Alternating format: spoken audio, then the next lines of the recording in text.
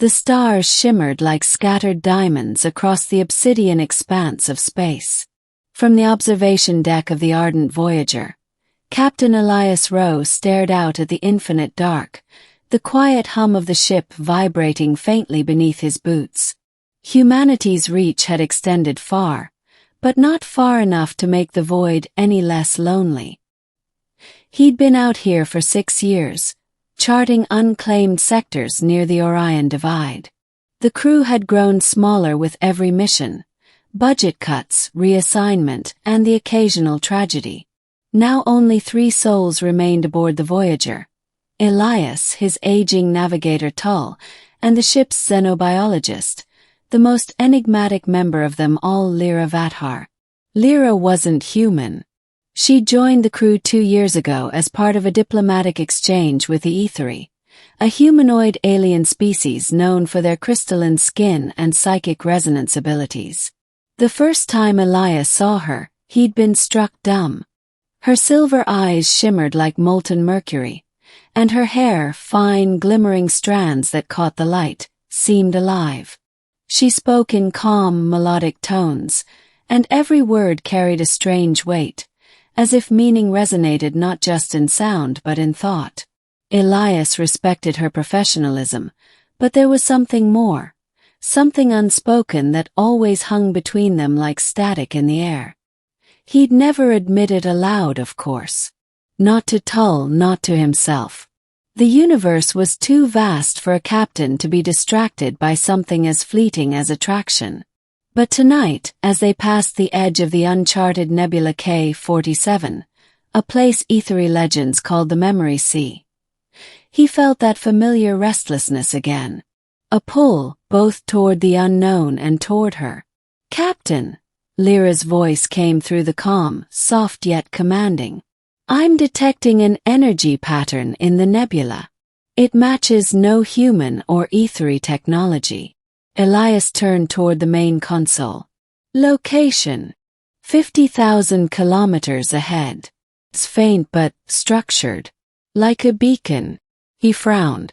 "You think it's artificial?" "I'm certain of it," she replied. "And it's calling to me." Middle. They launched a probe into the swirling violet clouds. The nebula's gases shimmered like liquid aurora, folding and pulsing in slow motion. The probe's sensors relayed back data, erratic but fascinating. There was a structure inside, ancient, metallic, and pulsing with low-frequency energy. The readings matched no known civilization. Lyra stood beside Elias at the viewport, her gaze fixed on the glowing tendrils of light beyond. "This place," she whispered, "it's sacred to my people. We believe our ancestors' consciousness returns here when they die. But that structure, it's not supposed to exist." Elias studied her reflection in the glass. Her expression was a blend of wonder and sorrow. "You sure you're up for this?" he asked. "We don't know what's in there." She turned toward him, eyes luminous. "If this beacon is what I think it is, it could rewrite everything we know about Aetheri origins. I have to go." Tull grunted from the console behind them. "Captain, I'm picking up rising magnetic interference. If we go in, communications might drop." Elias hesitated for only a second. "Prep the shuttle. We'll go in ourselves." Inside the nebula, the ardent Voyager's shuttle moved through curtains of light and shadow. The deeper they went, the more distorted time and distance seemed. Lyra guided them with quiet precision, her eyes closed as if listening to a sound only she could hear. After 40 minutes, the beacon appeared, a vast metallic monolith half buried in the nebular mist. It pulsed faintly, veins of light crawling across its surface like the slow heartbeat of a sleeping god.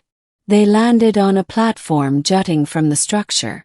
As the engines powered down, silence enveloped them, heavy, reverent. Elias stepped out first. The air shimmered faintly, carrying a scent like ozone and rain. Lyra followed, her translucent skin refracting the light in ghostly hues. "It's beautiful," she murmured. "Or dangerous," Elias countered. "Sometimes both," she said softly. The beacon's surface was covered in symbols, circular patterns that seemed to shift when looked at directly. Lyra reached out, placing her palm against the metal. Instantly light flared, bright, blinding. Elias shielded his eyes. "Lyra!" When the light faded, she was standing motionless, her body rigid. Then she turned to him slowly, her eyes no longer silver but glowing white. "I can see them," she whispered. "The ancestors. They're speaking to me." Elias took a step forward. "You're scaring me, Lyra." She blinked, and her eyes returned to normal. It's fine. I'm fine."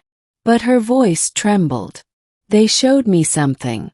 A war older than both our species. The Aetheri didn't evolve naturally.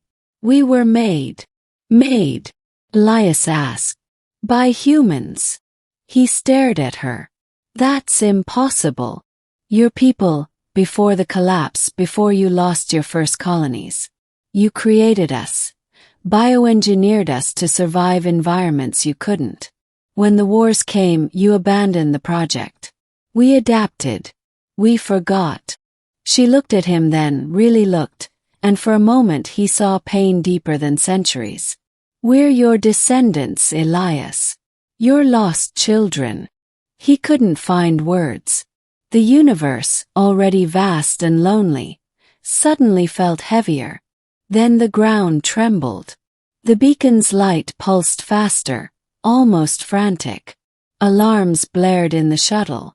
Tull's voice crackled over the comm, "Captain, the nebula's destabilizing. You need to get out now." Elias grabbed Lyra's arm. "Come on." But she resisted. "No, it's waking up. The beacon's consciousness. It's merging with me."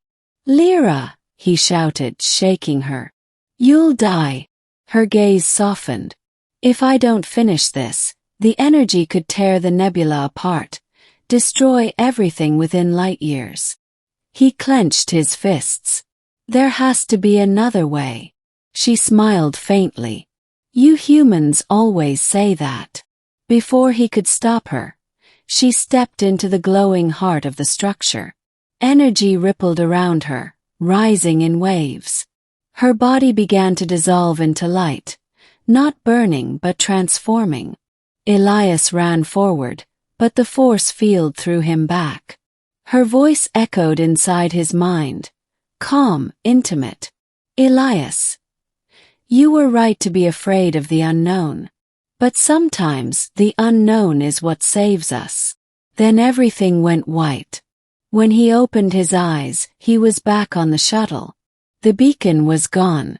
The nebula had calmed, its colors dimming to gentle swirls of violet and blue. Tull hovered over him. "You're alive." "Barely." Elias sat up, gasping. "Where's Lyra?" Tull's expression softened. "She's gone, Captain. Whatever that thing was. She stopped it." Elias felt hollow. He stared out the viewport, watching the nebula recede into darkness. "She sacrificed herself," he murmured. Tull nodded silently. Later, the middle turns. Weeks passed. The Voyager returned to Federation space, carrying fragments of data from the beacon. Scientists pored over the recordings, confirming what Lyra had said. Genetic traces linking humans and Aetheri shook both civilizations. But for Elias, none of that mattered. He couldn't shake her last words, or the strange, lingering echo of her presence in his thoughts. Sometimes, late at night, he swore he could feel her, like a whisper brushing against the edges of his mind. Elias! He dismissed it as grief, hallucination. But then, one night, something impossible happened. He was alone in the observation deck, staring into space, when the air shimmered faintly. A shape formed, light particles coalescing until they took on a familiar outline. Lyra. Not entirely solid. More like a hologram woven from energy. But her eyes were real. Live. He froze. Lyra. She smiled softly. Human. I can't hide my feelings anymore. He stepped closer, heart pounding. You're alive. Not as you understand it, she said gently. My body's gone, but my consciousness merged with the beacon's network. I exist across the nebula now, part of something vast, ancient, and awake. He swallowed hard. You said you had to stop it. I did. But in doing so, I became part of it. The beacon wasn't a weapon, it was a bridge. A way for minds to connect beyond physical form. And through it I felt everything, your thoughts, your fears, your love. Elias's breath caught. Lyra, I know, she whispered. You don't have to say it. I felt it the moment I left you.